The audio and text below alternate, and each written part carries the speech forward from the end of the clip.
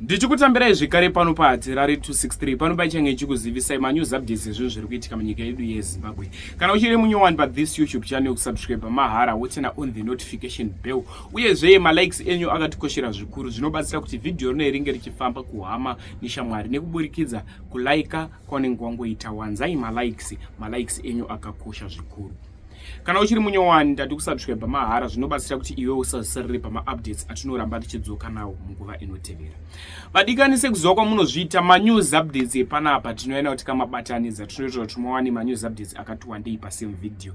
Saka kana chimuti wakachibata kwauri ikoko, taura kuti Hatirari mucomment section kuti chimuti takachibata kuti dzvi. Ndinofara nemacomments amunondipa nguva nenguva. Zvinoitawo kuti ndiite power, ndirambe ndiine power yekutsvaga nyaya dzezvinhu zviri kuitika munyika yedu yeZimbabwe.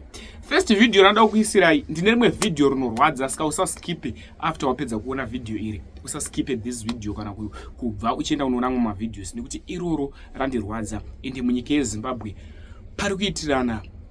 pari kuitwa corruption, ende pane zvinhu zviri kuitika zvakavanzika zvisiri kubuda pachena zvekuti ndakazvitaura undoshoya kuti zviriko here munyika yedu yeZimbabwe, vazhinji vari kuzviitirwa. First video rekuruwa ividhio ratorwa mutauni kuruwa, tauni yekuruwa paMeditate, building richitsva. Zvaratsva kudaro totenda Mwari, vanhu vangu vari imomo vese vakwanisa kubuda.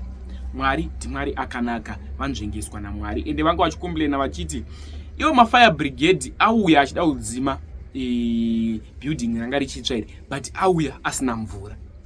Ndokumbura kuti zvadofuka comment section after wapedza kuona this video kutanga kwegore takutoreceiva macases ekutsva kwemabuilding. Ndatione this video. Iwe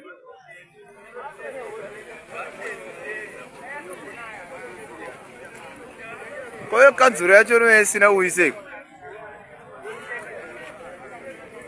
Ona vari tokungurutsa madhiramu emvura. Oh. Aiwa. Vari tokungurutsa madhiramu emvura, ona. Maiwe. Pakaipa.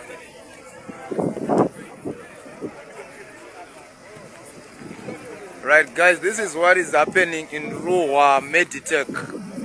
Taraibo nezviri kuitika. The council itself yauya haina kana mvura euso, ndo zviri kuitika. Tiri pano live paRuwa paMeditech, ndo patakamira panapa.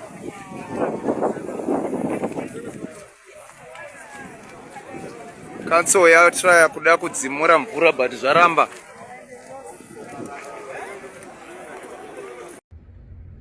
Next update ividhio remurume uyo anga achitaura zvaari kuziva zviri kuitika, achiti mapurisa ari kupiwa mari yechioko muhomwe, asi kuti anosunga munhu haasi kukwanisa kunosunga. Vadikani ndatitaure zvadofuka comment section, variko vamwe vakaitirwa izvi. Kana wakazviitirwa, pinda mucomment section nendakaisa message yayo yekuti please don't forget to subscribe. Imomo ungosvika udropa namba dzako imomo, tokwanisa kuuya kwauri ikoko kuzokuita interview maererano nezvawakaitirwa kuti nyaya yako iri kutsikwa-tsikwa. Toisa pano paYouTube channel, toisa pamhepo kuti ukwanise kuwana help. Ndatimboone this video. Ini saHatirari ndaenda. Muwe nenguva yakanaka. Much love.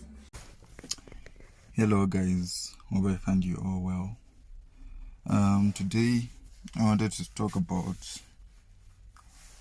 something, a case that I've come across, and it pani my cases so bad and pani yende bat yeah pani munhu auya achiripota kuti pane mwana mudiki, I think it's grade 3. Kana it's not grade 3, it's 3 something years. I think it's grade 3, yeah. Mwana yeye akanzi akarepwa nababa na stepfather, yeah. Na stepfather wake wakamurepa, then baba took my reports endeswa kupolice, then the police hapana zvakaitika, munhu akarepa achiriko kunze ari kufamba famba, ende mwana ari kunzi ari kurwara semwana mudiki. Unoziva kuti body yake inenge isati yanyatsodevelopa, handiti mwana ari kurwara ende ya ndabatwa zvangu. Vanzi ari kuita tsvina nepanobuda neweti, saka ini nhangu ka ndikushamisiwa kuti why is it that, because it's not the first time coming across this case, it's not the first time. Pane imwe futi yandakatombosangana naye futi.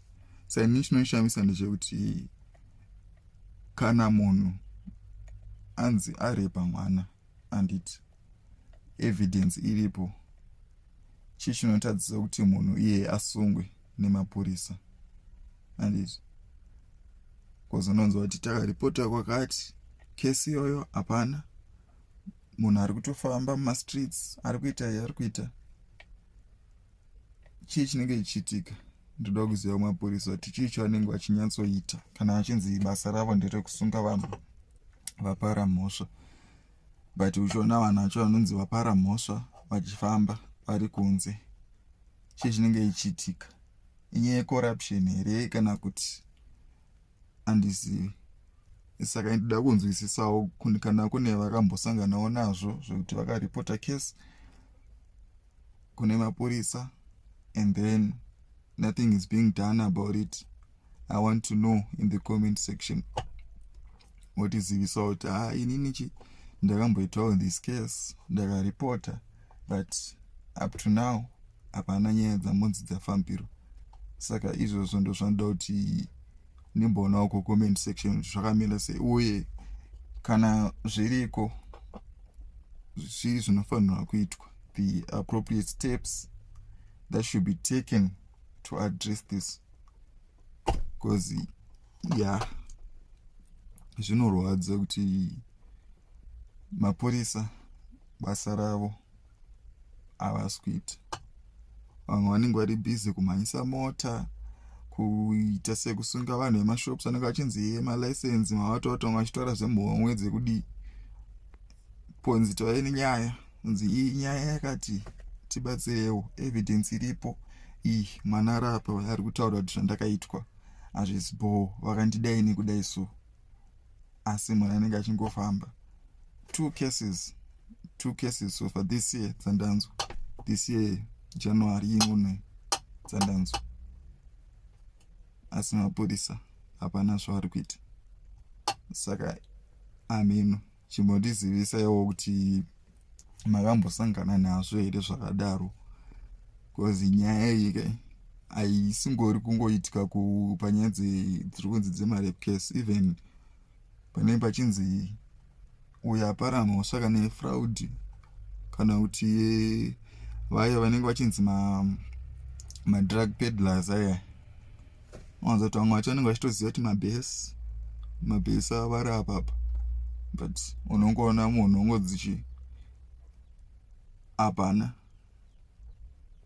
Munhu wotaura nyaya nhasi, next week unongomona achiri kutengesa madrugs achiramba achisupply, meaning kuti zvawaripota hazvina kubatsira. Saka ndoda kunzwisisa zvangu, ndoda kunzwisisa kuti zviri kufamba seiko munyika yedu yeZimbabwe. Unosvika pachikamu chekuzorora, because mapurisa anofanira kunyatsoita basa ravo, and we should have confidence in the police kuti once I report something it's going to be handled pasina kumbotyira kuti nokwanisa kuripota, but nyaya yacho inokwanisa kungotsikwa kana kuti munhu anokwanisa kungobhadhara mapurisa, munhu obva atoita se obva atoriliswa, handiti. Saka please chimbotiudzayo mucomment section kuti zvakamirawo seo kwenyu, and maybe pane masteps anofanira kutorwa asiri kutorwa nevanhu, ndosaka nyaya dzisiri kufambirwa handizive. Saka mombotiudzawo comment section kuti zvakamira sei handiti.